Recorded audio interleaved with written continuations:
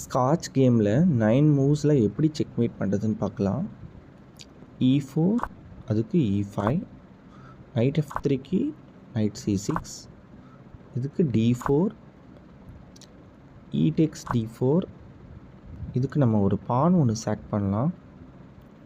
C3 கண்டிப்பாக அவங்க எடுப்பாங்க. So D into C3, night into C3, night into C3க்கு அப்புறம் D6 மூவ் பண்ணுறாங்க. D6க்கு